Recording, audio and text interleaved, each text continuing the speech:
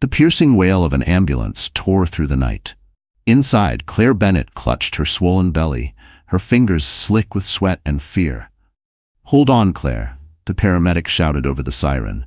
We're almost there." But the words barely reached her. The pain came in waves so fierce it felt like her body was being ripped apart. She wasn't supposed to go into labor yet. The twins weren't due for another month. Her vision blurred, her pulse raced. Somewhere between the flashes of blue lights and the tightening grip on her abdomen, she whispered one name: David. Her husband, the man who was supposed to be by her side. But he wasn't. Across town, David Grayson was at the Hilton Skyline rooftop, laughing with his mistress, a champagne flute in hand. The city shimmered beneath them, and his phone buzzed again and again on the table. He didn't even look. "Ignore it," the woman purred, brushing her fingers against his collar. "Tonight's about us." Back in the ambulance, Claire's world was collapsing. The monitor beeped wildly. "We're losing the second heartbeat," the medic shouted. Claire's body trembled as tears streamed down her face. She clung to the thought of her babies, the only reason she kept breathing. When the ambulance screeched to a halt outside Manhattan Memorial, a figure burst through the ER doors. Ethan Miles, David's longtime business partner. His hair was disheveled, his face pale. "Where is she?" he demanded. "Where's Claire?" The doctors rushed Claire down the hall, shouting orders. "Severe preeclampsia. Prepare for emergency C-section." Ethan ran alongside the gurney until a nurse blocked his path.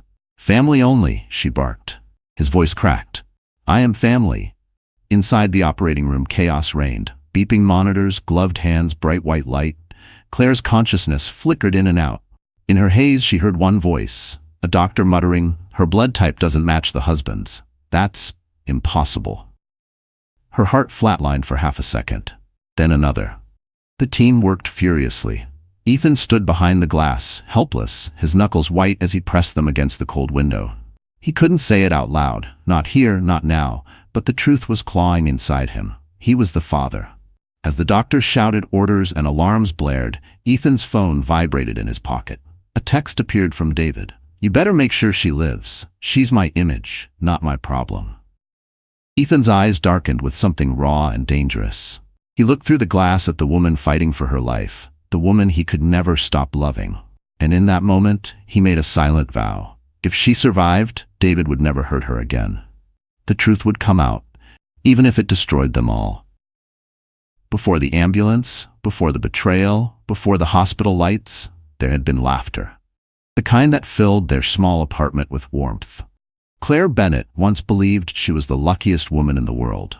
David Grayson, tall, magnetic, ambitious, had swept her off her feet 3 years earlier in the most unexpected way. She met him while volunteering at a charity event for underprivileged kids. David had been the guest speaker, a rising star in Manhattan's business scene. His speech about building success with integrity had captivated the audience. When he approached her afterward, flashing that confident grin, she felt like she was in a dream. "You're the only one who didn't look bored," he joked.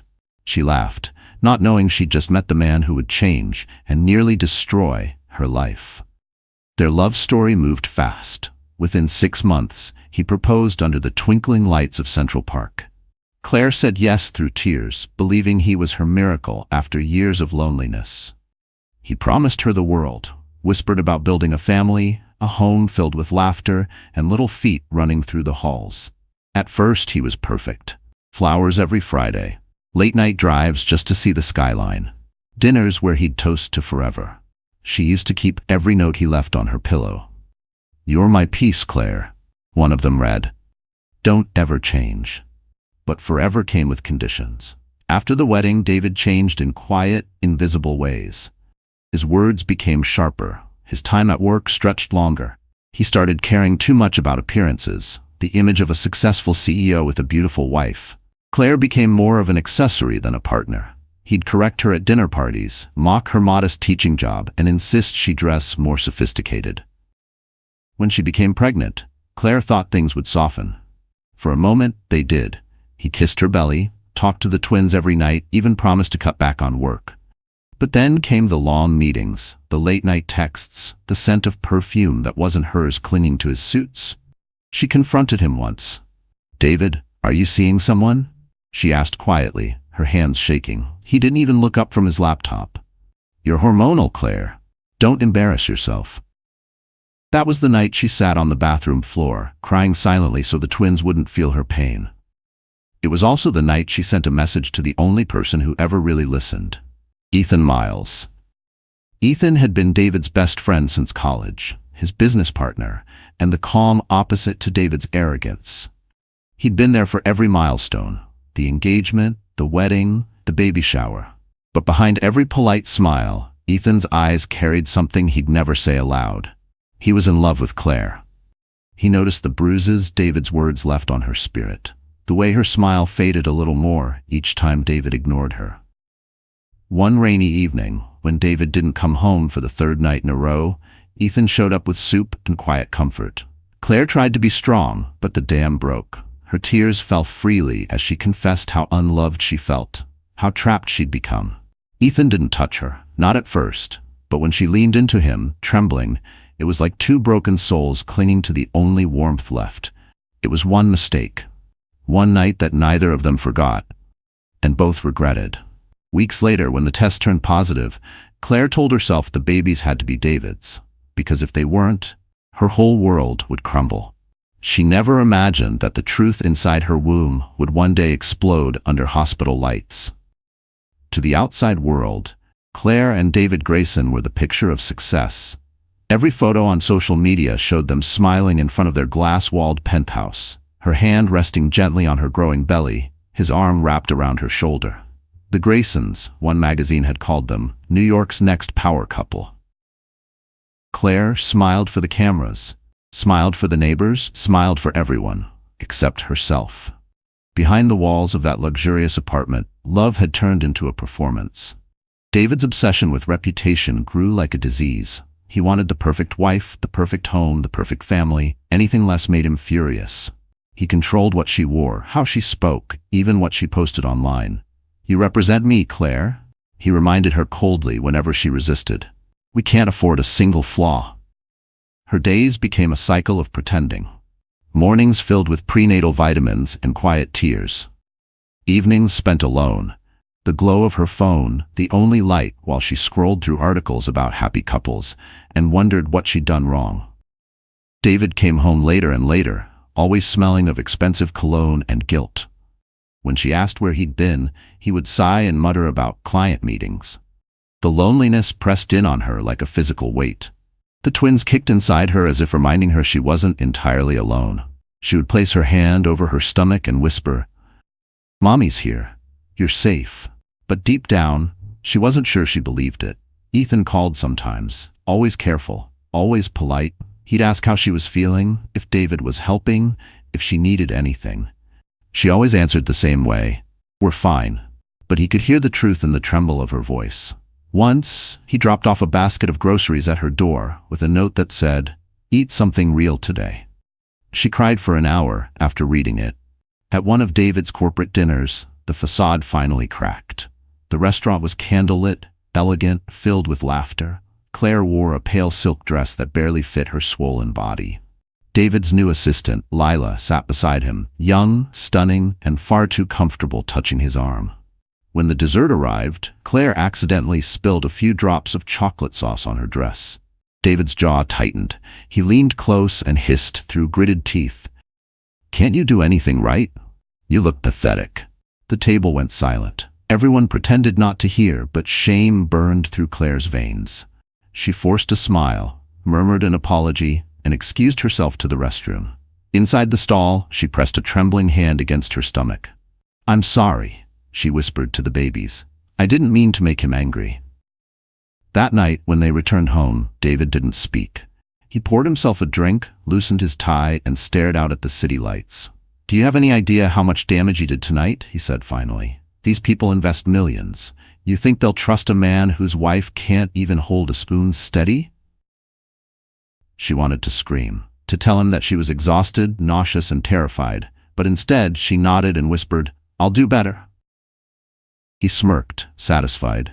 "Good, because if you embarrass me again, there'll be consequences." That night, Claire lay awake listening to the rain tapping against the glass. Every drop felt like a countdown. The marriage she had fought to save was crumbling, and she didn't know how much longer she could pretend. But what she didn't know was that someone else, someone much closer than she realized, had seen everything. Ethan Miles had spent years watching the Graysons from the edges of boardrooms and dinner parties, wearing the same polite smile that hid everything he could never say. He'd built the company with David, brick by brick, sacrifice by sacrifice. Yet lately, he felt like he was helping a stranger climb higher on a ladder made of lies. It began subtly. The missed meetings, the unexplained withdrawals from the company account, the whispers from staff about special projects that didn't exist. Ethan confronted David once, weeks after the corporate dinner where he'd humiliated Clare. "You're losing focus," Ethan warned. "Our investors are nervous." David only laughed. "Relax, partner. You think too small. I'm diversifying." "Into what?" "Things you wouldn't understand," David said coolly, swirling his whiskey. "And don't look at me like that. I know you've always envied me, my success, my wife, especially my wife." The words hit like a blade. Ethan didn't respond, but his silence said everything. David's smirk deepened.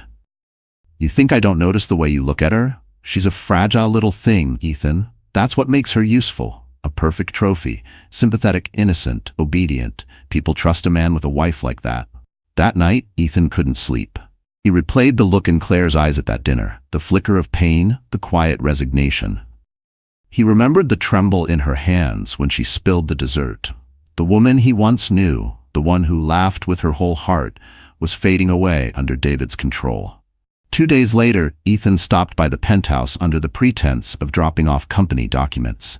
When Clare opened the door, she looked pale, exhausted, her hands clutching a mug of tea like it was holding her together. "Ethan," she breathed, surprised. "You shouldn't be here. I just needed to see if you were okay." Her lips quivered. "I'm fine." But the bruise near her wrist said otherwise. Ethan's chest tightened. "Did he?" "No." She cut him off quickly, glancing toward the hallway as if David might appear at any second. "He just lost his temper. I shouldn't have argued with him." "You shouldn't have to," Ethan said softly. She looked at him, eyes glistening, and for a moment the space between them filled with everything unsaid. The night of weakness, the regret, the connection neither could erase. Then she turned away, whispering, "Please, Ethan, don't make this harder." He wanted to tell her everything, how he'd been investigating David's financial corruption, how he'd found evidence of money laundering, how he could ruin him with one email. But he couldn't risk dragging her into it. Not yet. The next week, the company hosted a press gala. Cameras flashed, champagne flowed, and David strutted through the crowd with Lila on his arm again, pretending she was just an associate. Clare stood off to the side, smiling for the photographers while gripping her stomach, trying to steady her breathing. Ethan was there too, watching from a distance, pretending everything was fine. But then something strange happened. When David stepped up to give his speech, a man from the audience handed him a folded envelope. David froze. For a moment, the mask slipped, the confident grin replaced by something sharp and fearful.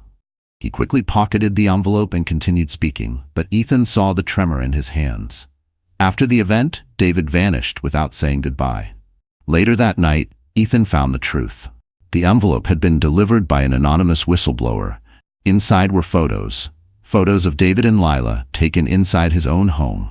And one picture showed Clare's reflection in the mirror, staring directly at them. The night it all shattered began like any other. Quiet, routine, deceptively calm. Clare stood in the kitchen of the penthouse, stirring soup that had long gone cold. The clock on the wall blinked 10:47 p.m. David was supposed to be home by 7. He had promised dinner together, promised to talk about baby names, promised 1,000 things he never meant. The phone buzzed on the counter. It was Julia Harper, her friend and nurse at Manhattan Memorial. "Clare," she said gently, "your blood pressure's been high. You need rest. Stress isn't good for the twins." Clare smiled weakly. "Rest is hard when your husband's working overtime with his assistant." Julia hesitated. "Do you want me to come over?" "No, I'll be fine." But she wasn't fine. The truth sat heavy in her chest, a knot of suspicion she couldn't swallow anymore. The strange perfume on his shirts, the lipstick stains he never explained, The canceled doctor appointments he claimed were non-essential. When she hung up, she opened her phone and scrolled through social media. Her breath caught. There he was, David, on a rooftop bar, laughing beside Lila. A flash photo captured them mid-toast, her hand resting on his chest. The caption from a gossip page read, "CEO David Grayson celebrates another record-breaking quarter with his team." Team. That word stung like a slap. Claire felt her pulse spike, her vision blur. Her hands trembled as she grabbed her car keys. Minutes later, she was in the elevator, still wearing her faded nightgown and slippers, her belly heavy beneath her thin robe. The building concierge called after her, but she didn't stop. By the time she reached the parking garage, the cold night air bit into her skin. The rooftop bar wasn't far, just a few blocks away. She parked, gripping the steering wheel until her knuckles went white. For a long time, she couldn't move.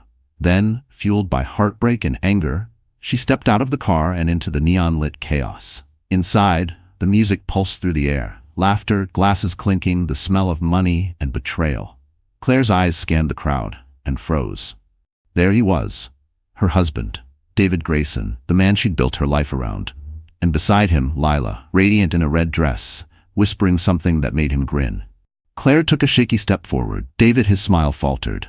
The color drained from his face. "Claire, what are you?" "I could ask you the same," she whispered. Lila's hand slid off his arm, but it was too late. The damage was done. Every person nearby turned to look. David's perfect image cracked right there under the city lights.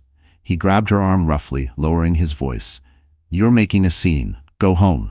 "I'm your wife," she cried, her voice breaking. "Your pregnant wife." A gasp rippled through the crowd. Cameras flashed. Someone recorded. David's jaw clenched. "Enough, Claire. You're embarrassing me." "Embarrassing you? You did that yourself." Before he could respond, a sudden pain tore through her abdomen. It was sharp, searing. She doubled over, clutching her belly. "David, the babies." Lila screamed. David froze, panic flashing in his eyes for the first time. "Someone call an ambulance." As chaos erupted around her, Claire's knees buckled. The last thing she saw before the world went dark was Ethan, bursting through the door, eyes wide with horror, racing toward her. And just before she blacked out, she heard him shout her name like a prayer. "Claire, hold on." Bright white lights burned through the haze. Claire tried to open her eyes, but her body felt pinned beneath a mountain. Voices blurred in and out, urgent, panicked, echoing through her skull. "She's losing blood fast. BP dropping. Get the surgical team in here now." She wanted to speak, to tell them she was still there, still fighting, but the words wouldn't come.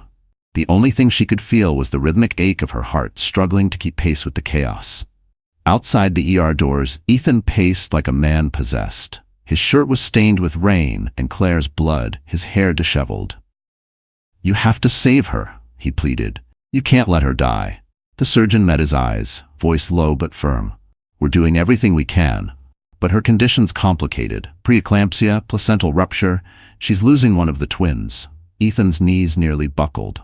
He gripped the cold metal railing for balance, fighting to keep from falling apart. "And the other baby?" The doctor hesitated. "We'll know soon. Pray for her." Across town, David Grayson finally arrived at the hospital, the scent of alcohol still clinging to him. He barked at the front desk. "Where's my wife?" "Clare Grayson, emergency admission." The nurse's polite smile faltered. "She's in surgery, sir. Are you family?" "I'm her husband," he snapped. "Put me in contact with whoever's in charge." When he stormed down the hallway, Ethan turned to face him.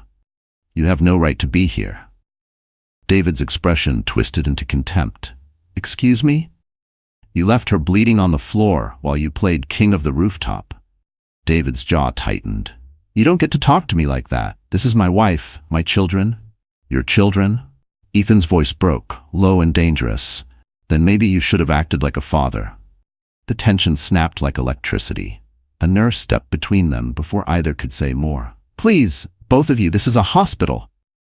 Through the glass window, Ethan caught a glimpse of the operating room. The surgeons moved quickly, their hands a blur of precision. Machines beeped steadily, but every few seconds, one of them screamed in alarm. Inside, Claire drifted in and out of consciousness. In her mind, she was back at the beach from their honeymoon, sunlight on her skin, David's laughter echoing through the wind. But something felt wrong. The water was cold, the sky darkening. A shadow stood where David had been, reaching out a trembling hand. "Ethan, don't give up, Claire," his voice whispered through the fog. "They need you." Her heart stuttered, the monitor spiking. One of the nurses shouted, "We've got a response, keep her stable." Minutes blurred into hours, then silence. The room filled with the high, piercing cry of a newborn. One baby, the surviving twin. The doctor exhaled with relief. "We've got her." One child breathing strong. Ethan's legs gave out, tears blurring his vision. David stood motionless, staring through the window at the tiny incubator. For a moment, the mask of arrogance slipped. He whispered, almost to himself, "One?" The surgeon stepped out, removing his gloves. "Your wife's alive for now, but she's in critical condition. She needs rest and monitoring. The baby's premature but stable." "Can we see her?" Ethan asked. "Family only." The doctor hesitated before adding quietly, "She listed both of you as contacts. So yes." Ethan stepped closer to the bed, looking down at Claire's pale face. He brushed a strand of hair from her forehead and whispered, "You're safe now. I'm here." Behind him, David's phone buzzed. A message flashed across the screen. "Leela, the press already has the story. What do we do?" David's eyes went cold. "We control it," he murmured, but for the first time in his life, David Grayson was about to lose control completely. The next morning, sunlight filtered weakly through the blinds of room 407. Machines hummed softly around Claire's bed, the steady rhythm of her heart monitor echoing like a fragile promise that she was still alive. Her skin was pale, her lips cracked, but her chest rose and fell, proof that she was still fighting. Ethan sat at her bedside, unshaven, eyes bloodshot. He hadn't slept in 30 hours. His hand rested on hers, thumb tracing small circles on her skin, as if that alone could keep her tethered to the world. Every few minutes, his gaze drifted to the tiny incubator by the wall where the surviving twin slept, tiny, pink, and impossibly small. The baby's heartbeat monitor blinked steadily, a rhythmic counterpoint to Claire's. The door opened. Dr. Patel, the lead obstetrician, entered with a clipboard in hand. Ethan stood immediately. "How is she?" "She's stable," the doctor said softly. But it was close, too close. "We ran every test twice. Her organs were shutting down from the preeclampsia. If she hadn't been brought in when she was." His eyes met Ethan's. "You saved her life." Ethan exhaled shakily. "And the baby? She's doing well, considering. But there's something we need to discuss." Dr. Patel hesitated. "It's about the blood tests. We had to cross-match the baby's blood type for a potential transfusion. Something didn't line up." Ethan's heart skipped. "Didn't line up how?" "The child's blood type isn't compatible with Mr. Grayson's. It's impossible for him to be the father." Ethan's throat went dry. He turned toward the incubator, then back to Claire, unconscious and unaware that her secret was unraveling. "Are you sure?" "I'm certain," the doctor said. "We'll need to inform her husband when she wakes." Behind them, the door creaked open. David Grayson stood in the doorway, a cup of hospital coffee in one hand, his eyes sharp and calculating. "Inform me of what?" Ethan froze. Dr. Patel's expression tightened. "Mr. Grayson, perhaps we should discuss this privately." David stepped inside, his tone clipped. "No, doctor, you'll speak in front of my partner." His gaze flicked to Ethan, the word partner dripping with venom. The doctor cleared his throat. "The baby's blood work shows a mismatch. Biologically, it's unlikely to be yours." For a second, silence filled the room. Then David's laugh sliced through it like a knife. "That's absurd. Your machines must be broken." "We've verified twice," Dr. Patel said quietly. David's smile vanished. He turned slowly toward Ethan. "You were here all night. You knew." Ethan's jaw clenched. "I just found out." "You liar," David hissed. "You've wanted her since the day we met." Ethan didn't deny it. "Maybe, but you didn't deserve her." David's fist connected with Ethan's jaw before anyone could react. The crash echoed through the corridor. Nurses rushed in, pulling them apart. Claire's heart monitor spiked, beeping frantically. The commotion jolted her awake. Her eyes fluttered open, unfocused at first, then locking onto the chaos around her. "David, Ethan, what?" Ethan grabbed her hand. "It's okay, Claire. You're safe." David's voice thundered. "Tell them, Claire. Tell them that baby's mine." Claire looked from one man to the other, confusion clouding her face. "What baby?" she whispered weakly. Dr. Patel stepped forward gently. "You delivered a daughter, Mrs. Grayson. She's stable, but there's an issue with the paternity results." The words seemed to hang in the air, unreal. Claire's eyes widened, then filled with tears. No, no, that can't be. Ethan's voice trembled. Claire, please don't panic. David pointed at him, seething. You think you've won? You think I'll let you destroy me? The baby whimpered softly in the incubator, the only pure sound in the room. Claire reached toward her with a trembling hand, whispering, She's all that matters. But behind the glass, Dr. Patel exchanged a glance with a nurse, because the other twins' blood results hadn't been destroyed yet, and the second baby's DNA told a very different story. The silence that followed was unbearable. The monitor beeped steadily. The baby's soft cries echoed like a haunting melody, and every eye in the room stayed fixed on Claire. She looked pale, terrified, her hand clutching the blanket as if it could anchor her to reality. David broke the silence first, his voice low and venomous. You cheated on me. Claire shook her head, tears spilling down her cheeks. David, no, it's not what you think. What I think, he snapped, stepping closer. You humiliated me in front of the entire city, and now this? You're carrying another man's child while wearing my name? Ethan moved between them. Back off, David. David's laugh was bitter. Of course you defend her. You've been circling her like a vulture since the day we met. The tension in the air was suffocating. Claire tried to sit up, but pain shot through her abdomen, forcing her back against the pillows. Please, stop, just stop. Dr. Patel raised his hands. Mr. Grayson, this isn't the time for arguments. Your wife needs rest, and there's something else we discovered. David turned sharply. What now? The doctor hesitated. Before the surgery, we collected samples from both infants. The first child, the one who didn't survive, had a different blood profile. That baby was biologically yours. The words hung in the air like thunder. David froze, confusion flickering across his face. Mine? Dr. Patel nodded solemnly. It's an extremely rare phenomenon, heteropaternal superfecundation, when twins are conceived during separate ovulations with two fathers. Claire's eyes widened in horror. She pressed her shaking hands against her face. Oh my God, Ethan's breath caught. So, one was mine? The doctor nodded again. Yes, the surviving twin. David's face twisted, disbelief turning to rage. This is insane. You're saying my wife was, sleeping with two men within days?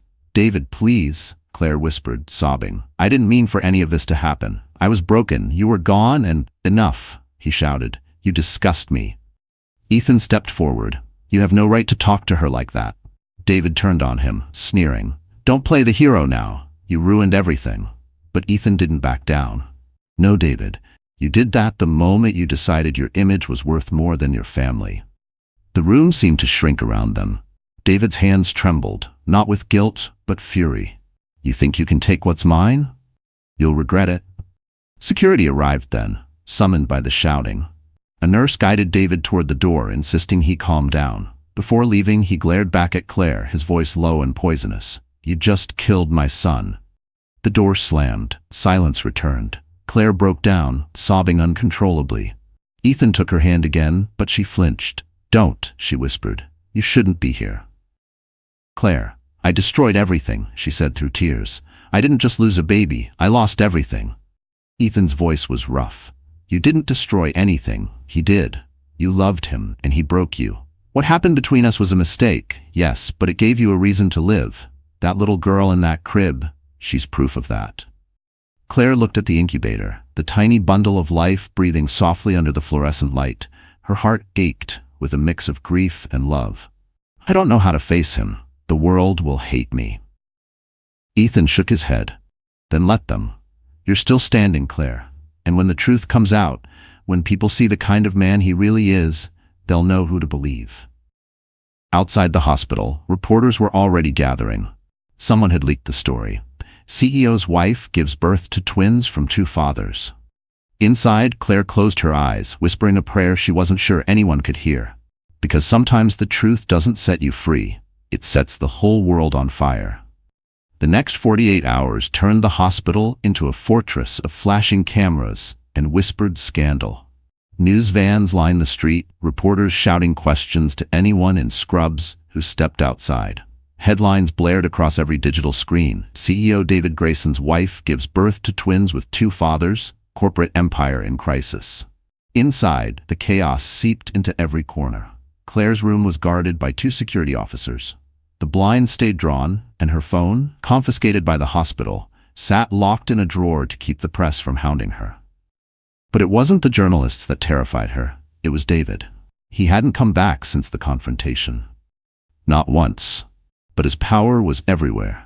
His legal team called every hour demanding statements, demanding paternity results, demanding silence. His PR firm released an official statement calling the rumors a tragic medical misinterpretation. Clare read it on a nurse's tablet and felt her stomach twist. A misinterpretation. As if her child's existence was an error. Julia Harper slipped into the room quietly that afternoon, wearing her scrubs and a look of fierce loyalty. "They're saying he's threatening to sue the hospital," she whispered. Clare sighed. "He'll blame anyone but himself." Julia sat beside her, taking her hand. "He's panicking. You have something he can't control now. Truth. And truth terrifies men like him." Tears welled in Clare's eyes. "Julia, I didn't want any of this. I never wanted to hurt anyone. I just wanted to survive." "I know," Julia said softly, "and you will.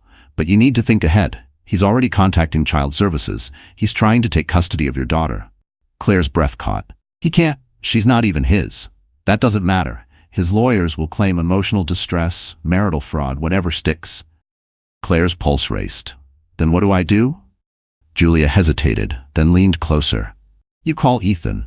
At that same moment, Ethan was sitting in his car outside the hospital, watching the reporters swarm the entrance. His phone buzzed, an unknown number. When he answered, Julia's voice came through. "Urgent. She needs you. Now." He didn't hesitate. Within minutes, he was at her door, ignoring the disapproving nurse who tried to stop him. Clare looked up as he entered, her face pale but determined. "Ethan?" she whispered. He moved to her bedside. "I heard about David's lawyers. Don't worry, I'll handle it."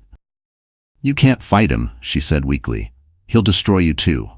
Ethan smiled sadly. "He already tried, but he made one mistake. He underestimated how much I care." Julia closed the door behind them, glancing toward the hallway. "You two don't have much time. David's people are already in the building."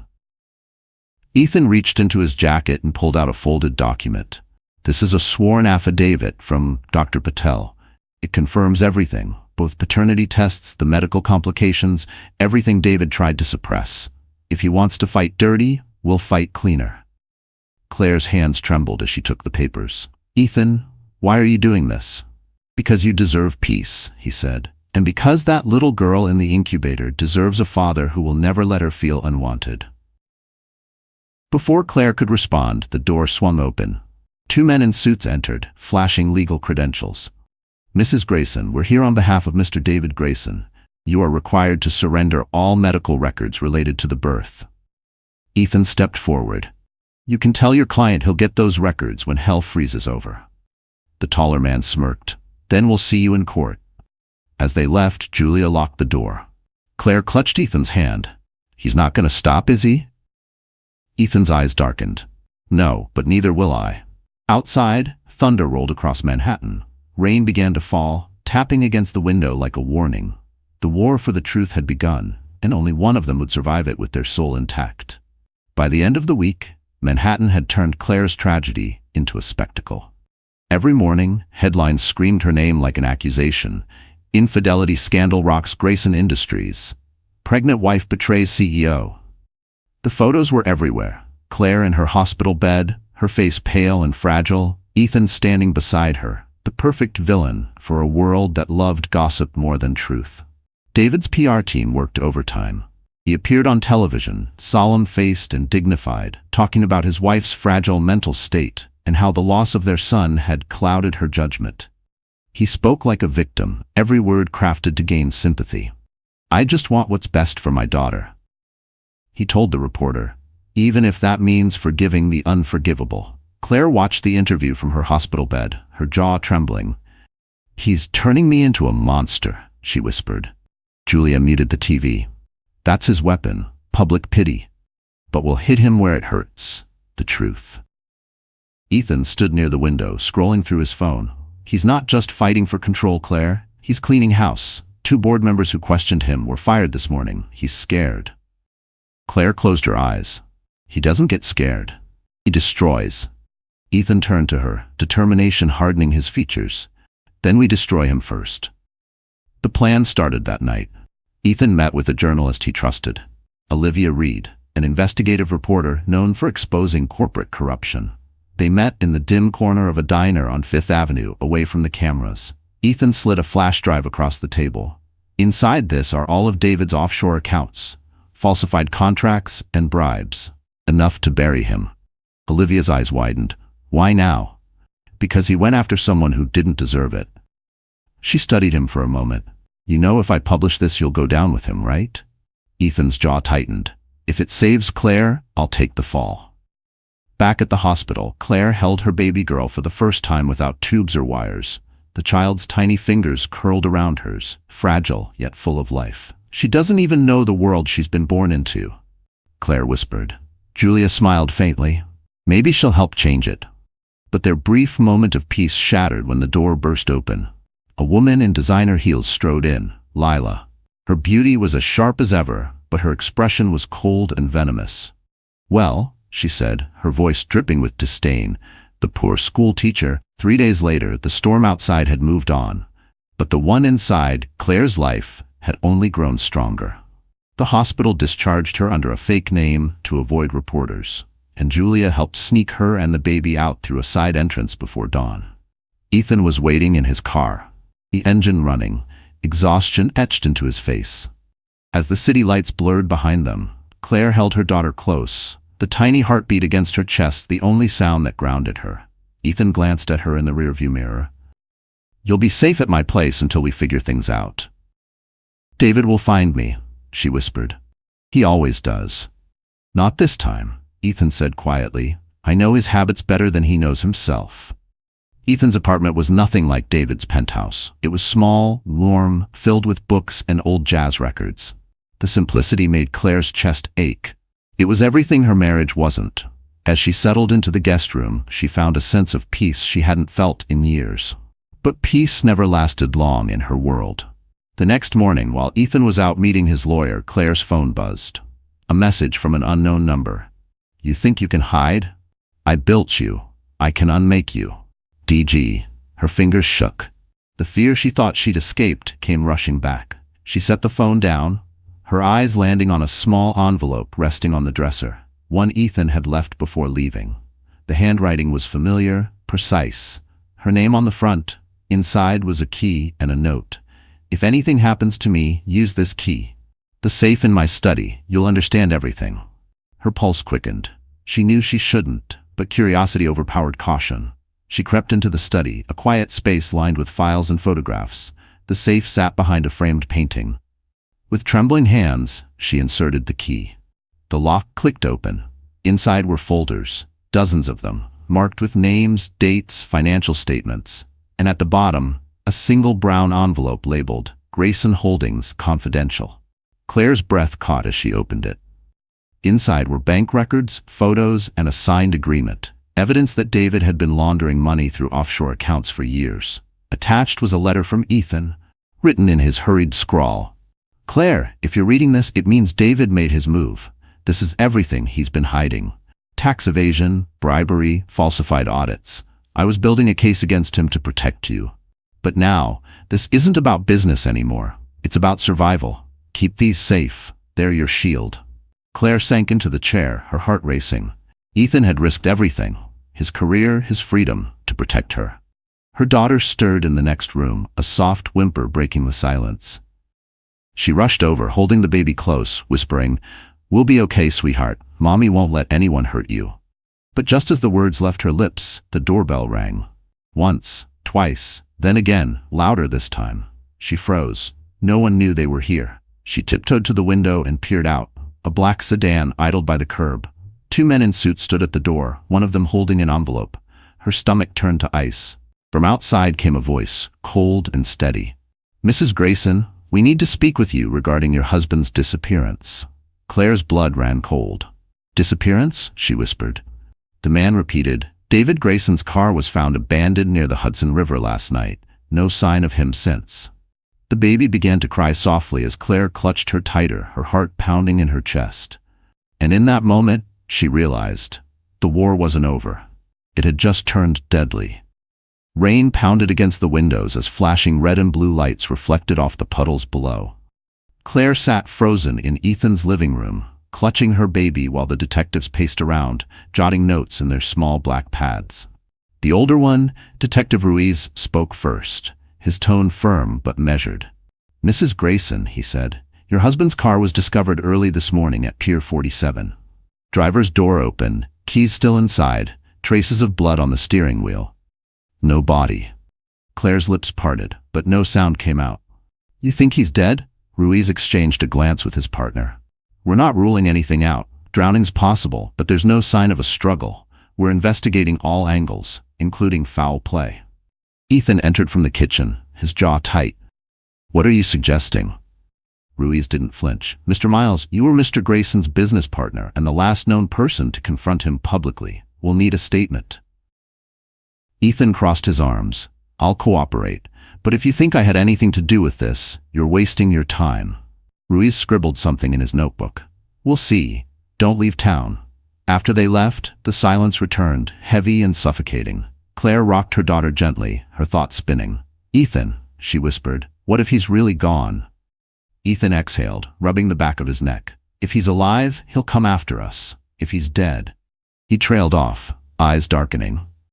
"Then we need to be very careful, because someone might try to make it look like we're to blame." Claire stared at him. "You think someone set him up?" "I think someone wanted him gone. David had enemies, powerful ones. That file you found? It's evidence that could take down half the board at Grayson Holdings. If they think you have it." Her stomach dropped. "Ethan, what do we do?" He crouched beside her, his voice calm but urgent. "We stay quiet, we keep that folder hidden, and we trust no one." But trust had already become a fragile thing between them. That night, Claire couldn't sleep.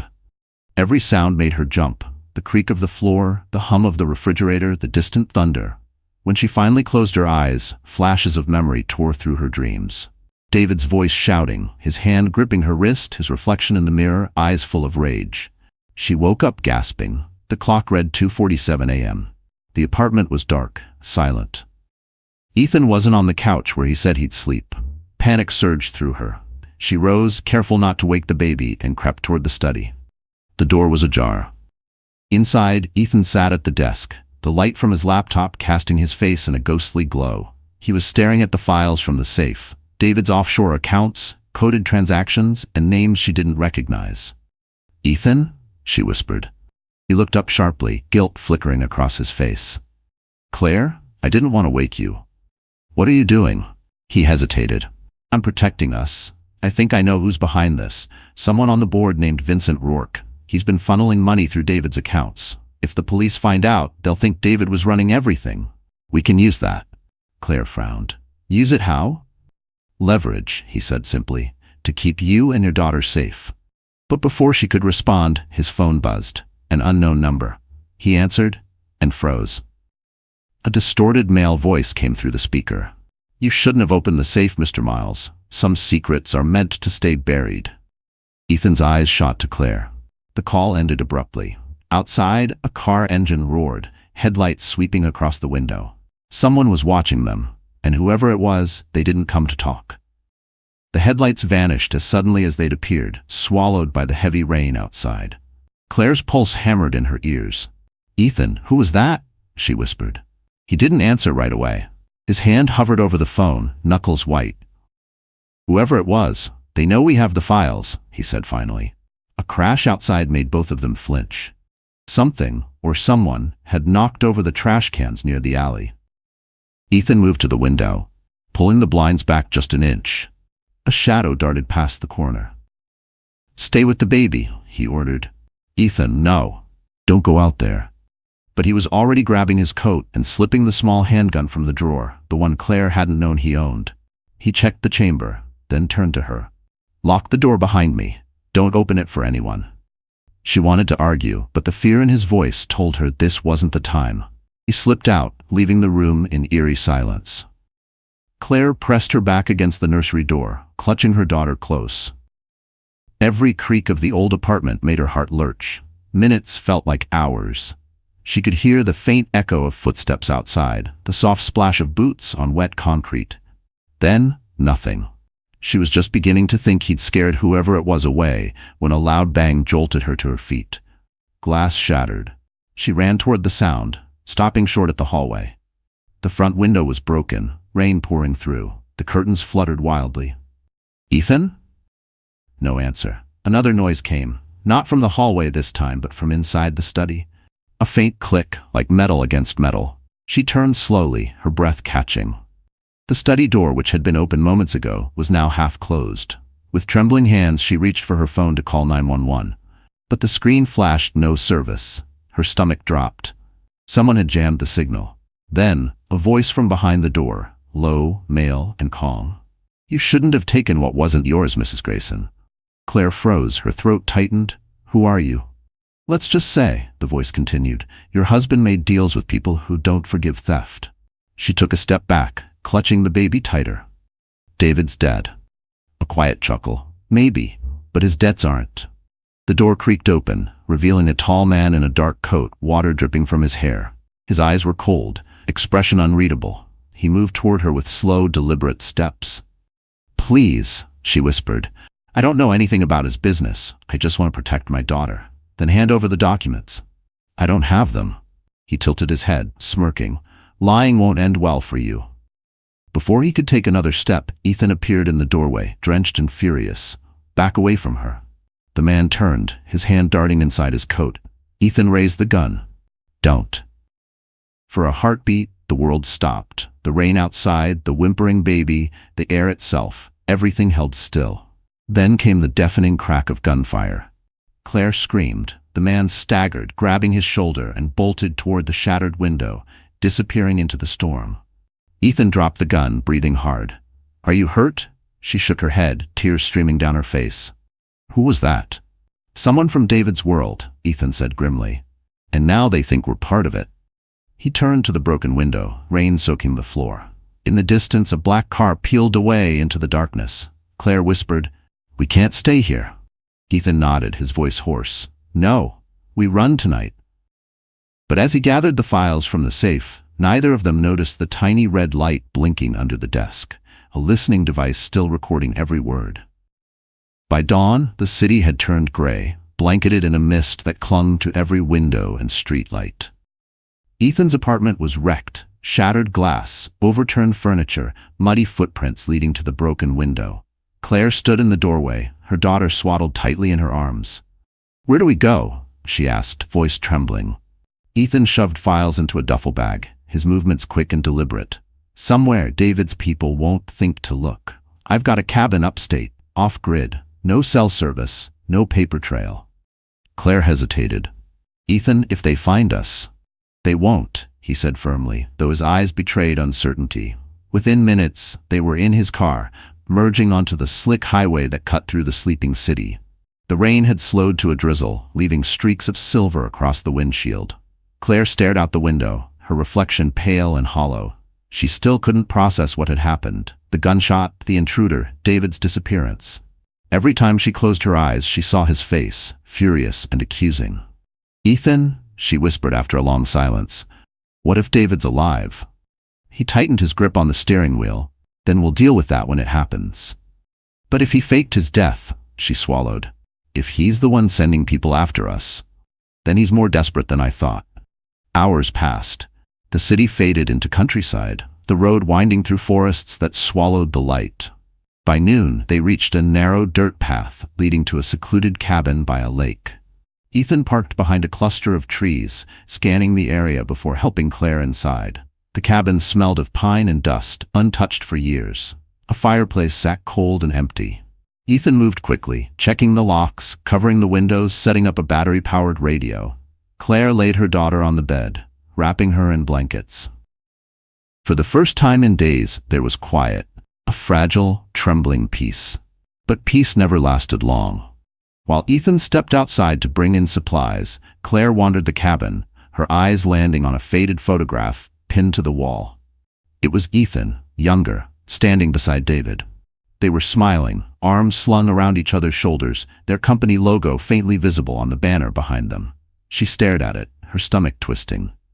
When Ethan returned, she turned to him. "You and David, you built everything together. How did it come to this? Ethan exhaled heavily. David changed. Success made him ruthless. He started laundering money, threatening partners. When I tried to stop him, he blackmailed me with something from my past. Claire frowned. What past? Ethan hesitated. I wasn't always the man you think I am. Years ago, I took a loan from the wrong people David introduced me to. He bailed me out, but in exchange, I became his shield. I signed off on deals I didn't understand. I helped cover his lies. So when you said you were protecting me, I was trying to make things right, he said softly. For both of us. She looked at him, tears welling. You should have told me sooner. I was afraid you'd hate me. Before she could respond, the radio crackled. Static filled the room, followed by a voice distorted by interference. To the woman calling herself Clare Bennett, we know where you are. Hand over the documents, or your child won't make it to morning. Claire froze. Oh my God. Ethan grabbed the radio. Who is this? The voice chuckled darkly. You know who. Then, silence. Outside, a car engine roared in the distance, echoing through the trees. Ethan turned to Claire, his expression grim. Pack what you can. We're leaving. Now. But as they stepped outside, a figure emerged from the fog, dripping wet, eyes hollow, and Claire's heart stopped. For a moment, time froze. The mist thickened around the cabin, and Claire's breath caught in her throat. David stood just beyond the porch light, his clothes soaked, his face pale and hollow. The rain dripped from his hair, streaking mud down his cheek, but his eyes, those cold, calculating eyes, were still the same. Hello, Claire, he said softly. His voice sent a chill crawling down her spine. Did you miss me? Ethan stepped forward instantly, pulling Claire behind him. Stay back, David. David smirked, taking a slow step closer. You're protective, I'll give you that. Almost like you think she's yours. His gaze flicked toward the bundle in Claire's arms. Their daughter, stirring softly in her sleep. And in a way, I suppose she is. Claire clutched the baby tighter. You're supposed to be dead. Supposed to be, he echoed with a bitter laugh. I let the world think that. The car, the blood, it was all a setup. I needed to see who would crawl out from the shadows once I was gone. His eyes narrowed. And here you are, my wife and my best friend, together, hiding. David, Ethan said through gritted teeth, you tried to destroy her life, you used her. David tilted his head. And you used her too. Don't pretend you're the hero in this story. The accusation hung heavy between them. Claire felt her knees weaken. What do you want? He smiled faintly. What's mine? The company, the files you stole, the life you both owe me. Ethan's voice hardened. You're finished, David. I have proof of your crimes. Money laundering, fraud, everything. David laughed, low and sharp. You think that matters? I built that company on secrets. You expose me, you expose yourself. Every illegal deal has your signature too, Ethan. Claire turned to Ethan, eyes wide. Is that true? Ethan hesitated, jaw tight. He's twisting it. Am I? David said. Tell her about the shell accounts, Ethan. The ones under your name. The ones you used to fund her hospital bills. Claire's chest tightened. Ethan? He met her gaze, pain flickering in his eyes. I did it to keep you safe. David grinned triumphantly. See? There's no clean hands here, only debts, and I've come to collect. The wind howled through the trees, rattling the shutters. David took another step forward, his hand slipping into his coat pocket. Ethan reacted instantly, drawing his gun again. Don't, he warned. David froze, then slowly pulled out a small USB drive, holding it between two fingers. This, he said, is the only copy of my offshore ledgers. The same evidence you think you have against me. But guess what? It's encrypted. You destroy me. This stays locked forever. Ethan's eyes narrowed. You're bluffing. Am I? David asked softly. Then shoot me. End this, but you'll never clear your name. And Claire's daughter, my daughter, will grow up knowing her mother was part of the scandal that ruined everything. The standoff stretched into eternity. Claire felt the baby stir, her tiny hand gripping her finger. Her heart ached. She'd spent months drowning in fear and lies. Now it all came down to this moment. Please, she whispered. No more. David's expression softened, almost human. I never wanted to hurt you, Claire. I just wanted control. Ethan's grip on the gun trembled. You already lost that. David's eyes flicked downward, just for a second, but it was enough. Ethan lunged forward, knocking the USB from his hand. It skittered across the porch. A struggle erupted. Grunts, fists, chaos. Stop! Claire screamed, but the sound was swallowed by thunder. Ethan shoved David back, just as lightning struck a tree nearby. The branch came crashing down, splintering through the porch railing. When the smoke cleared, David was gone. Only his coat remained, draped across the mud, with the USB drive lying beside it, blinking faintly in the rain. The storm raged through the night, lightning flashing across the lake like nature's own interrogation light. Claire stood at the window, holding her baby, while Ethan searched the muddy porch for any trace of David. The rain had washed away footprints, blood, everything. Only the USB drive remained, half buried in the wet dirt, its tiny red light still blinking like a pulse that refused to die. Ethan wiped it clean and brought it inside.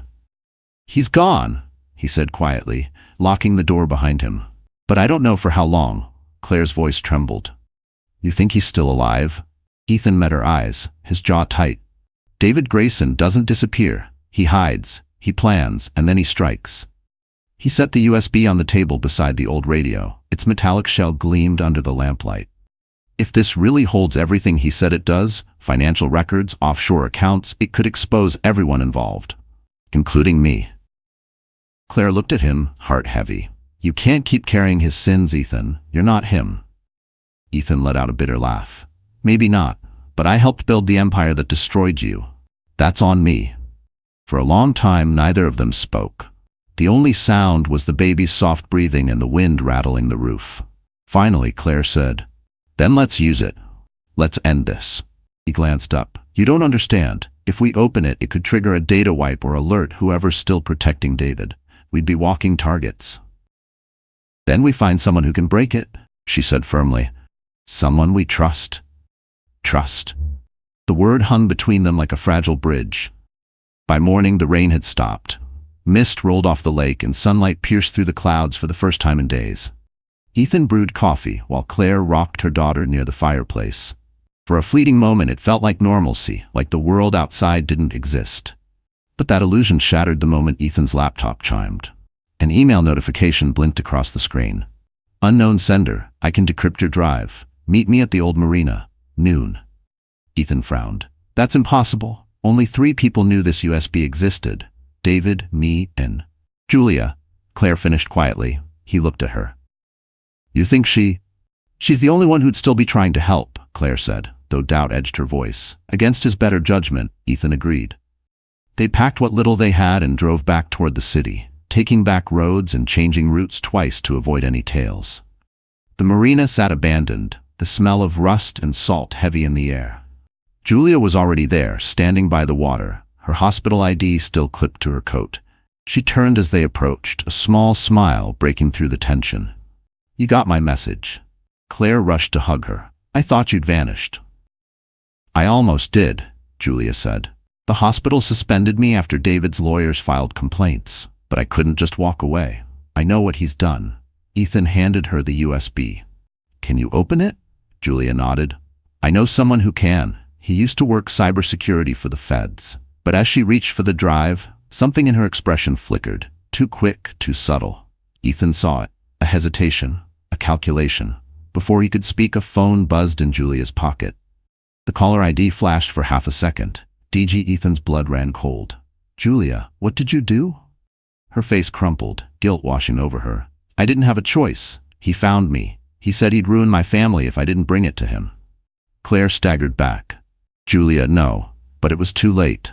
From the far end of the dock, an engine roared to life. A black speedboat cut through the fog, and standing at the helm, alive and smirking, was David Grayson.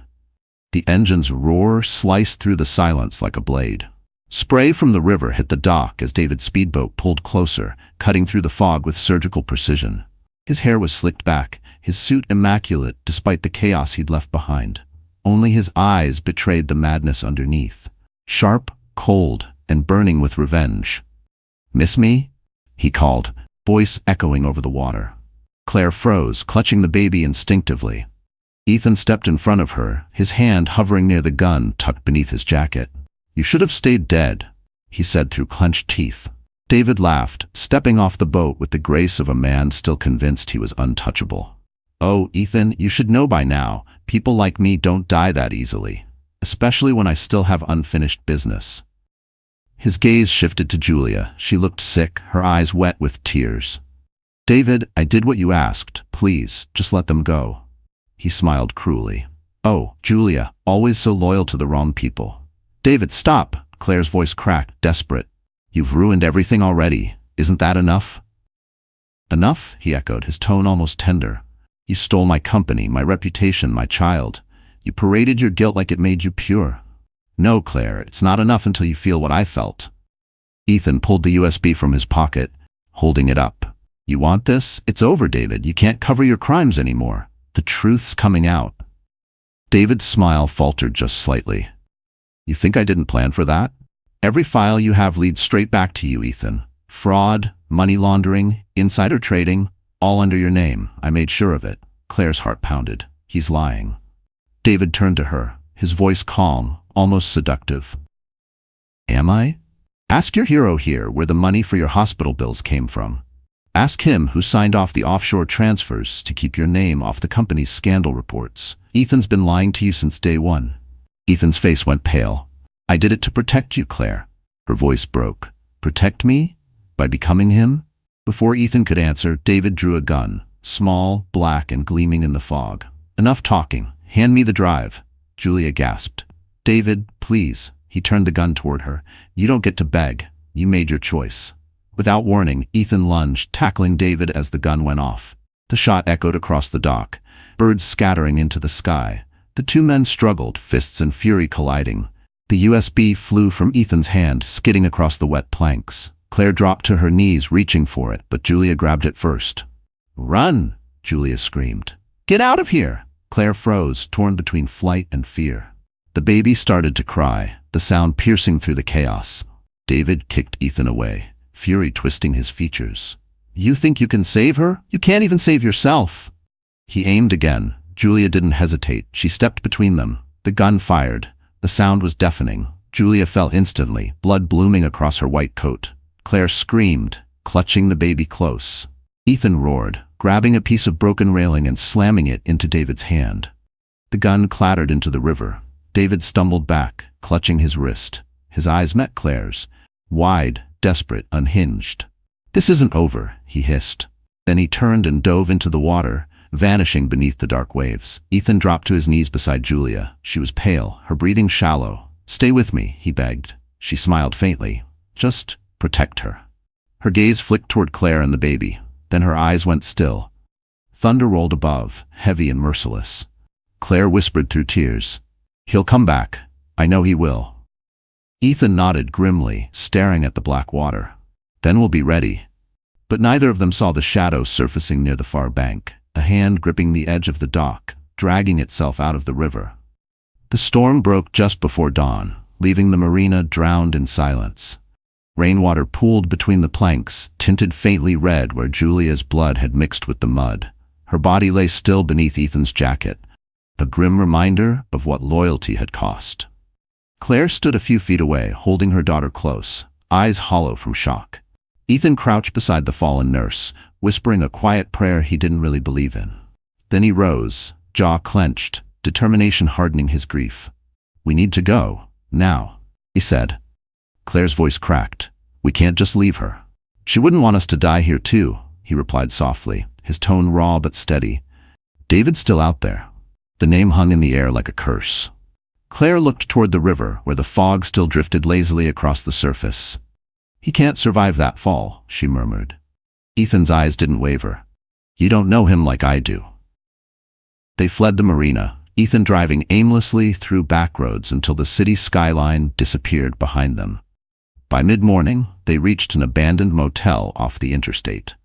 The neon sign flickered vacancy in dying red letters. Inside, the air smelled of mildew and cigarettes, but it was shelter, for now. Claire sat on the bed, rocking her daughter gently. What happens if the police find Julia? Ethan ran a hand through his hair. They'll assume David did it, but if he's alive, he'll twist the story. He'll make it look like we murdered her. Claire's throat tightened. Then we're fugitives. Until we clear your name, he said, setting the duffel bag on the table. The USB drive, miraculously still intact, glinted in his hand. This is the only thing that can destroy him for good. She looked at the tiny device as if it were cursed. That thing has killed everyone who's touched it.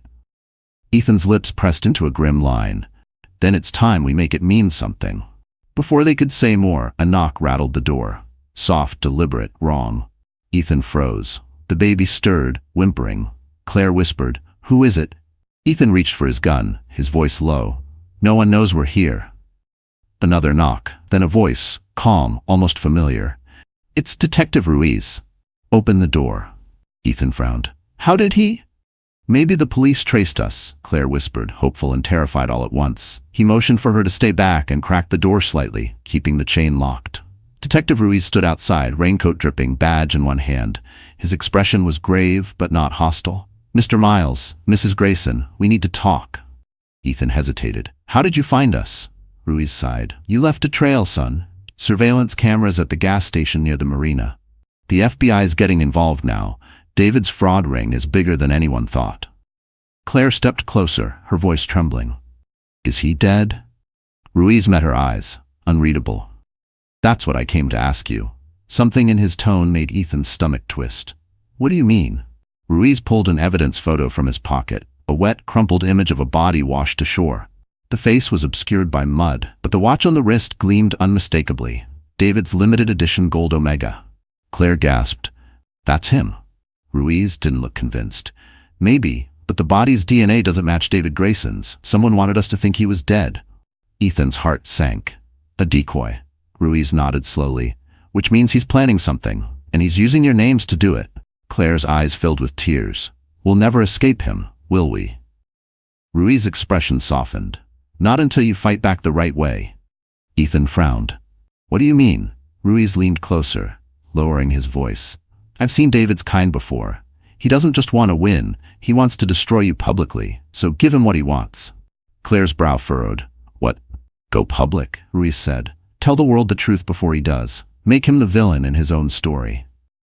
The room fell silent. Outside, thunder rumbled faintly in the distance, as if the storm wasn't over, only catching its breath. And in that silence, somewhere far from the motel, a pair of eyes watched their every move on a glowing screen. David Grayson was very much alive. 3 days later, the morning sun spilled over Manhattan, washing the skyline in gold. But for Claire, there was no warmth in it. Every news channel, every social feed buzzed with rumors about her, Ethan and David Grayson's disappearance. The media painted her as a traitor, a widow, a liar. None of it was true, yet she knew David's fingerprints were all over every headline. Detective Ruiz's words were played in her mind. "Go public. Tell your story before he tells his." She looked at Ethan across the motel room. His eyes were ringed with exhaustion, his stubble darker than usual. "If we do this," she said quietly, "there's no going back." He nodded. "That's exactly why we have to." They had one card left, the USB drive. Inside it lay proof of David's fraud, his shell companies, his offshore laundering network. If they released it strategically, they could burn his empire to ash. But it would also drag Ethan into the spotlight, expose his role in David's cover-ups. Ethan knew it. Claire saw it in his eyes, the resignation, the quiet readiness to sacrifice himself. "You'll lose everything," she said softly. "I already did," he replied. "This is about giving you and your daughter a life he can't destroy." With Ruiz's help, they arranged a live interview with the Manhattan Chronicle, the biggest investigative network in New York. A journalist named Maya Torres, known for uncovering political corruption, agreed to hear their story on one condition: full transparency. When the day came, Claire's hands shook as she walked into the sleek, glass-walled studio. Cameras, microphones, lights, all pointed at her. Maya greeted her with a steady, empathetic gaze. "You're brave for doing this," she said quietly. Claire smiled faintly. "Bravery isn't what I feel right now." As the red live light blinked on, the world watched a woman many believed was guilty take a deep breath and begin. "My name is Clare Bennett Grayson," she said, voice trembling but clear. "For months, I lived under the control of a man who valued power more than people. My husband, David Grayson, built an empire on deception, and when I discovered the truth, he tried to destroy me to protect himself." Ethan sat off camera, listening as she detailed everything. The fake marriage facade, the abuse, the falsified ledgers, the money laundering. She didn't hold back. Tears ran down her face, but she kept speaking. "He didn't just manipulate me. He manipulated an entire company, an entire city. and when I became pregnant, he made sure my silence was the price for his image. Maya leaned forward. Mrs. Grayson, are you saying your husband is still alive? Claire met the camera's lens directly. Yes, and I have proof. Ethan handed Maya the decrypted USB drive. Within seconds, screens around the world began flashing screenshots of documents, transactions, signatures, corporate ties. The evidence was irrefutable. The broadcast exploded online. Within an hour, Expose Grayson was trending across every platform. Investors began withdrawing from Grayson Holdings. The FBI reopened their investigation, but victory came with a price. As the crew packed up, Ruiz called Ethan. You need to get out now. Someone leaked your location. It's all over the news. Claire turned toward the studio window. Across the street, she saw the flash of a black SUV pulling to the curb. Men in dark suits stepped out, scanning the building. It's him, she whispered. He's coming. Ethan grabbed her hand. We're leaving through the back. They raced through the service corridor, alarms blaring as security scrambled. Outside, the rain started again. Cold, relentless, merciless. They ran into the alley, hearts pounding. Behind them, the studio's big screen still played Claire's final words. The truth always finds its way out. From the SUV, David watched the broadcast, his jaw tight, his reflection merging with hers on the screen. He whispered, almost tenderly, "Well played, Claire. But this isn't the ending."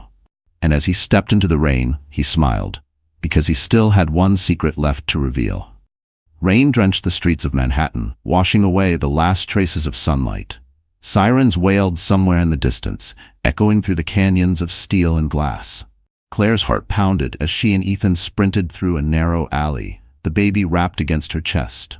Behind them, tires screeched. Black SUVs turning the corner. They're closing in, Ethan shouted.